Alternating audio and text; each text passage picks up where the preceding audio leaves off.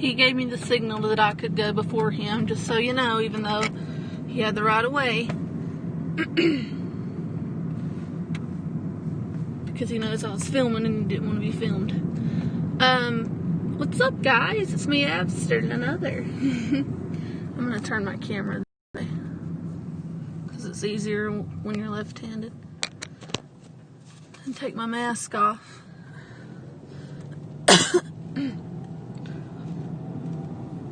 So, I'll get to talking about, I was so afraid. Oh my goodness.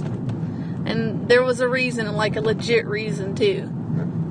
Because we're going to do a little story time. A little story time, children. Hi, princess. You're more like a queen. I got out of, well, let's see, I've had 2 straight days of dialysis, and tomorrow I'll have a 3rd, because that's my regular day. But I feel a lot better now that I got a lot of my fluid off. So I got up, was a little bit late, because I had a 6:40 on time this morning. You know, I'm a 3rd shift patient, but we're done with the dialysis, and there's something special that I wanted the Albertsons bakery to make me, so I'm waiting on that. They said that would take 45 minutes, so we're doing that. But in the meantime, I got pulled over. So there's no tags on this car. There's no temporary tag in the window. I haven't registered a car since I bought that $28,000 Infiniti when after Paul died. So, and for those of you who don't know me very well or are new to the channel, Paul was my husband. He passed away in 2013. So, hello, Hey, Born Mush, how are you? How are you, cutie? How are you? Hey, Street Life! Street Life, have no fear. Street Life is here. Christopher Peterson. How are you? And Julie's here. Oh shit. How didn't they tow your car? Well, see, this is the story that I'm going to get into. Because anybody out there that buys a car, if, you know, especially like right now during the COVID, you'll want to maybe hear this, because you never know. Cars engine can go out tomorrow. It doesn't matter how old it is. Doesn't matter what it does. You know, you never know. They're materialistic. And then you're going to find yourself in my situation needing another one ASAP. So, we got 14 of you in here. I think that's about enough to start the story, don't you? So, I got pulled over. I thought he was surely going to pull me over for not having any type of anything on my car. I mean, I could rob a bank, drive away in this car, have a mask over my face, and they wouldn't be able to trace it back anywhere. So, but no, I had a sexy officer approach my vehicle, and I'm already scrambling on my phone to pull up the insurance, and I'm taking the lien title thing and the bill of sale out. And I'm worried. I'm really worried, because tomorrow's July 1st. And, I mean, come on, guys. I bought the car. It's dated, the bill of sale's dated June 10th.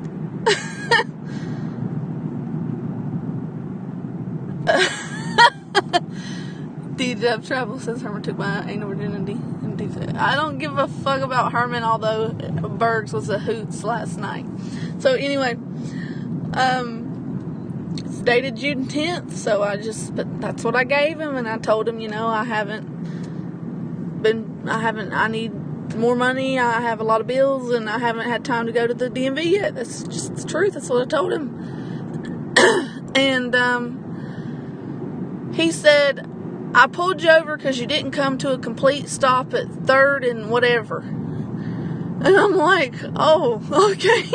I apologize. And he said, where's your license? And I'm like, oh, I don't have a license. He's like, you don't have a license and you're driving a car with no tag? And I'm like, no, I have a valid license. I only have an old expired ID card because they never sent mine in the mail the last time I got them back.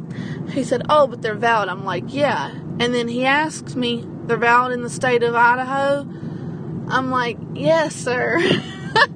Because of my, I've been here 10 years. That's such an odd question. If you put yourself in my shoes and you've lived here 10 years, and of course, but, then you got the southern accent, and he's like, of course, what other state would my license be valid? So, but anyway, I'm sitting there, and he's like, okay, well, let me check you out, hon, hold on. And he asked me why, because I had my mask below my nose, and then when he approached my car and I rolled my window down, I put the mask over my nose. He said, are you wearing a mask for your protection?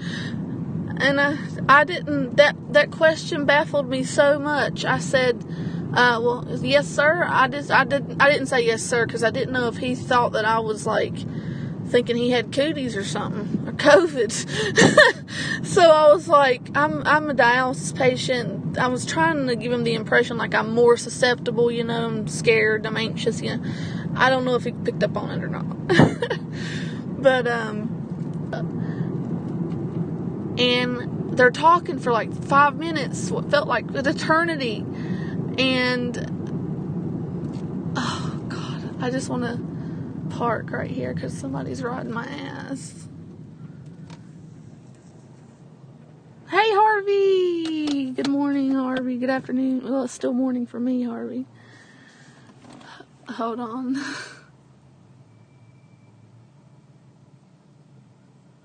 Okay, so there's the cops are just sitting there, and they're talking back and forth, and I'm trying my damnedest to hear what they're saying. I can't make it out.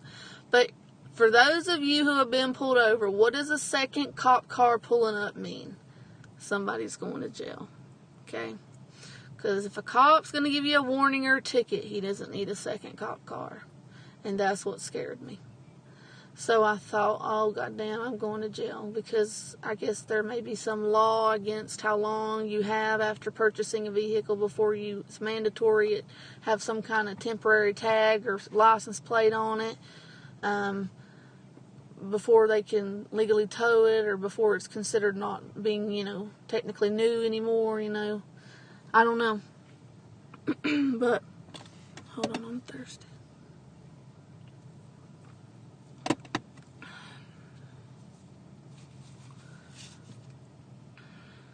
Shit, that just scared me. And I said, I didn't know, I just thought, and they're going to tow my car. But he came back, and he didn't, look mad or stern or anything like he was going to say, step out of the car. And what really got me is that, like, the second cop car, instead of him driving off, he backed up behind the cop that had pulled me over, and I thought, oh, shit, I'm going to jail. But then I realized there was a car behind him. And we're on a narrow residential street, so he was trying to let him by, but I was still scared. But then that second cop car drove off, and I'm like, what's going on? And he's like, oh, here's your stuff back. And I'm like, okay, thank you. He's like, yeah, try to go get your car registered, or at least tell them that, you need to get on a wait list or try to get a temporary tag, because they're about a month out. And I'm like, oh my gosh. And I'm like, I was so scared because usually, I told him, I'm like, I'm scared because, I'm like, so I'm not going to jail? He's like, Abby, calm down, just stay with me. And I'm like, I'm not going to jail. He's like, no. He's like, no, I don't have certain cop cars don't have certain scanners in them to be able to run, the license or IDs to make sure people don't have warrants and stuff, and my car doesn't have it, and so I had to call him over here to run your name. And I'm like, oh, okay. And I said, well, thank you, doctor. And I said, doctor. I said, excuse me, I meant officer, I'm sorry, I'm anxious. And he said, I'm shaking up because I saw that second cop car. He's like, no, you're free to go. And it was just like, it was funny, dude.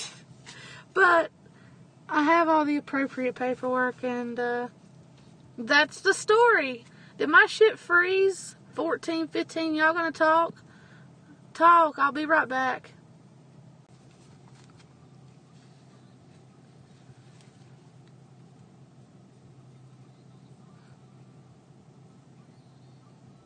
Okay, guys, I'm back.